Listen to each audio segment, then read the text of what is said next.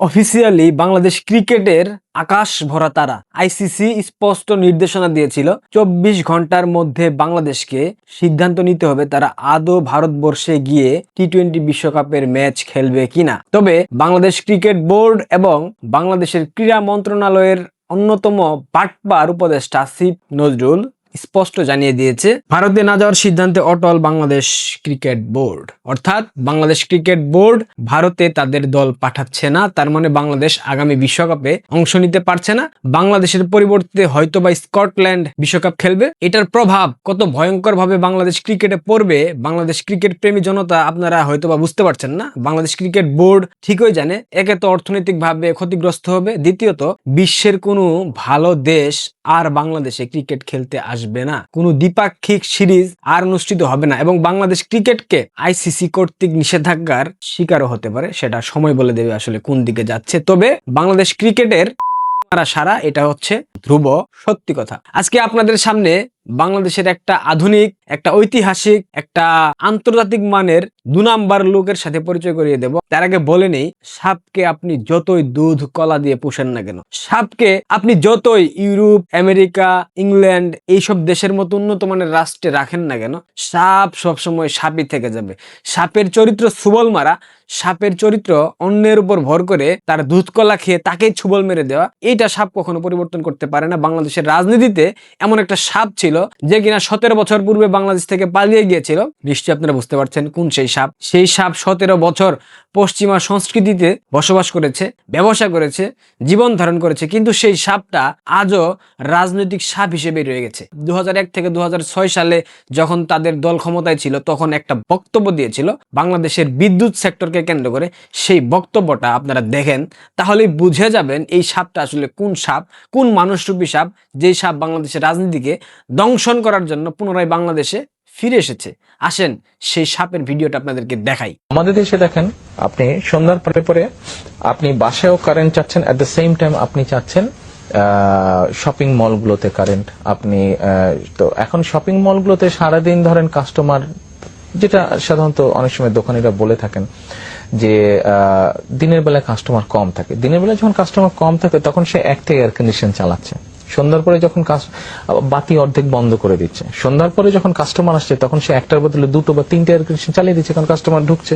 আচ্ছা, লাইট যেখানে অর্ধেকের বেশি বন্ধ ছিল সবগুলো লাইট জ্বলছে। এখন এট দ্য সেম টাইম গভর্নমেন্টের পক্ষে, কোনো গভর্নমেন্টের পক্ষে কিন্তু সম্ভব না, এটা খামাখা একটা জোর করে কথা বললে তো হলো না, কোন গভর্নমেন্টের পক্ষে সম্ভব না। আমাদের এখানে আমি ঘরেও চাবো, এট দ্য সেম টাইম ওখানেও চাবো, সব দিকে লোড পড়ছে, তখন একটার বদলে 3টে এয়ার কন্ডিশন চলছে, 5টার বদলে 20টা বাতি জ্বালাচ্ছে, তো এগুলো সব কনজিউম করছে।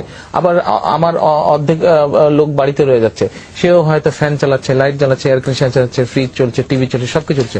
তাকে আমি ইন্টারাপ্ট করি। বিষয়টা হচ্ছে যে পরিস্থিতিটাকে মোকাবেলা করা। আপনি উদাহরণ দিচ্ছেন, কিন্তু এই বিদ্যুৎ সমস্যাটা গত 5 বছরে আপনার এই প্র্যাকটিসটা যদি আপনারা কি গড়ে তুলতে পেরেছেন কিনা, যে মানে ম্যানেজমেন্টটা, যে পাওয়ারের ক্রাইসিসের কথা বলছেন, কিন্তু এটার সঙ্গে 5 বছরে গড়ে তুলতে হয়তো পুরোপুরি সম্ভব। চিনতে পারলেন সেই রাজনৈতিক সাপকে? সেই রাজনৈতিক সাপ আবারও বাংলাদেশে ফিরে এসেছে বাংলাদেশের মানুষের আকাশ ভরা তারা করার জন্য। সাপেরা যখন ক্ষমতায় ছিল 2001 থেকে 2006 সাল পর্যন্ত, 2006 সালে বাংলাদেশের বিদ্যুৎ উৎপাদন ক্ষমতা ছিল 5251 মেগাওয়াট।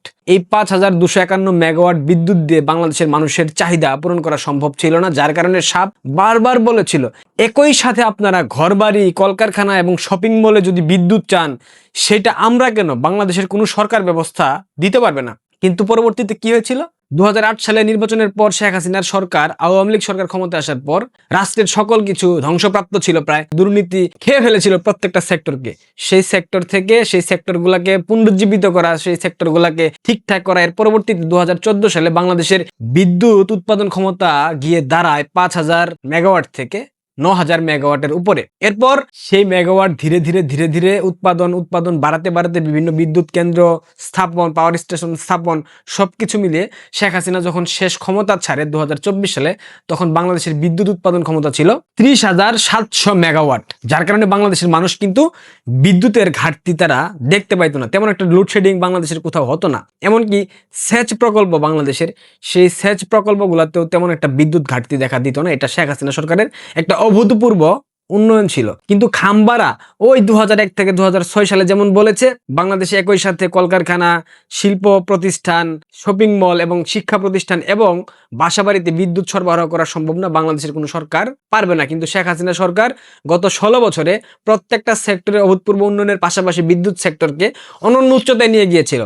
বর্তমান প্রেক্ষাপটে দাঁড়িয়ে বাংলাদেশে রান্নার যে গ্যাস, এই গ্যাসের যে কি লেভেলের সংকট আপনারা কল্পনা করতে পারবেন না। এই গ্যাসের জন্য বাংলাদেশের রাজধানী যে ঢাকার মানুষ লাকড়ি দিয়ে রান্না করতেছে ঘর বাড়িতে। ধানমন্ডি উত্তরার মতো জায়গা যেখানে গ্যাস সংকট, সেখানে মানুষ লাকড়ির চুলা ব্যবহার করতেছে।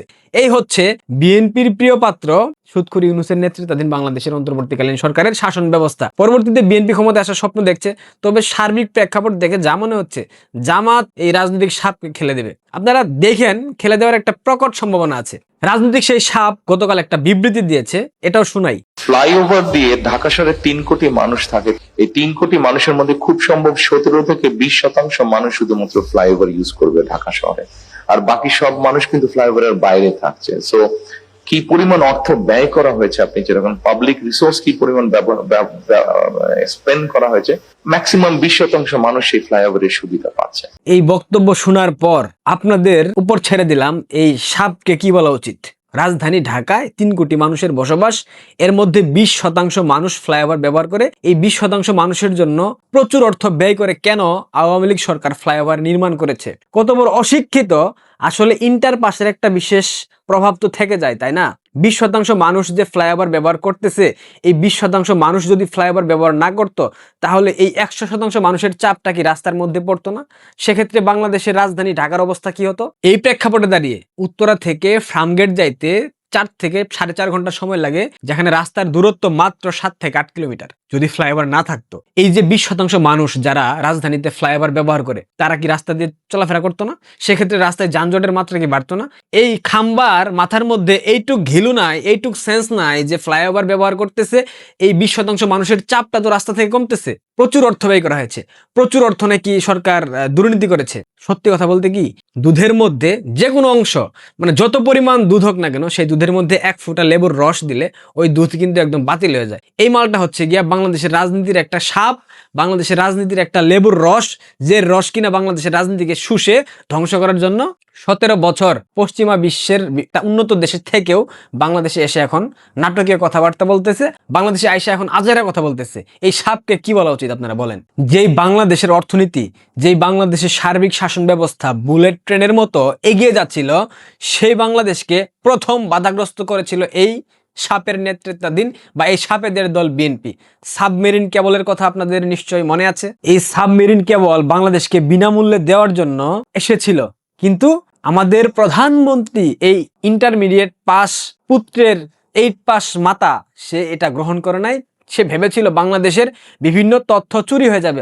অশিক্ষিত গণ্ড মূর্খ যেমন হয়, ঠিক তেমনি ভাবে সাবমেরিন কেবল বাংলাদেশ নেয়নি, যার কারণে ইন্টারনেট ব্যবস্থায় বাংলাদেশ কতটা পিছিয়ে গিয়েছিল। অথচ সেই যুগটা ছিল ইন্টারনেট ব্যবস্থার উন্নতির একটা যুগ। সেই সময় যদি সেই সাবমেরিন কেবলটা বাংলাদেশ নিত, সেক্ষেত্রে বাংলাদেশের ইন্টারনেট ব্যবস্থা আরো আগেই 5G-তে রূপান্তর হয়ে যেত। কিন্তু তারেক টিয়ার আম্মা সেটা নেয় নাই। এ কত বড় না যে ফ্লাইওভার ব্যবহার করে 20 থেকে 30% মানুষ, তারা নাকি তাদের জন্য শুধুমাত্র ফ্লাইওভার করে নাকি আওয়ামী লীগ সরকার অর্থ ব্যয় করেছে। এইরকম ঘিলু নিয়ে এ কিনা রাষ্ট্র পরিচালনা করবে? আপনারা ভাবতে পারেন কত বড় বোকা, কত বড় অথর্ব।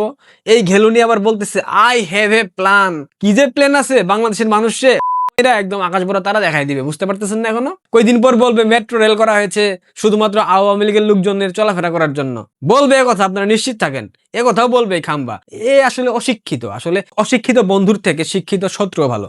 এই জন্য আমি বারবার বলি, বঙ্গবন্ধু কন্যা শেখ হাসিনার যেমন একটা আফসোস ছিল যে তার বিরোধী দলের প্রধান নেতা ছিল 8 পাস, যে কিনা ছিল জঙ্গি মাতা, যে কিনা ছিল সন্ত্রাসের পৃষ্ঠপোষক, যে কিনা ছিল মৌলবাদ, উগ্রবাদ, জঙ্গিবাদের একটা নির্ভরযোগ্য আশ্রয়স্থল। ঠিক একইভাবে সজীব ওয়াজেদ জয়কে ভবিষ্যৎ রাজনীতিতে একটা ইন্টারমিডিয়েট পাস, অশিক্ষিত, অথর্ব, অযোগ্য, যে কিনা নর্মাল কমন সেন্স নাই পলিটিক্যাল, সেই ব্যক্তির সাথে প্রতিপক্ষ হয়ে রাজনীতি করতে হবে, যেটা চরম দুর্ভাগ্য। এটা যে যাই বলেন না কেন, এটা সজীব ওয়াজেদ জয়ের জন্য একটা চরম দুর্ভাগ্য।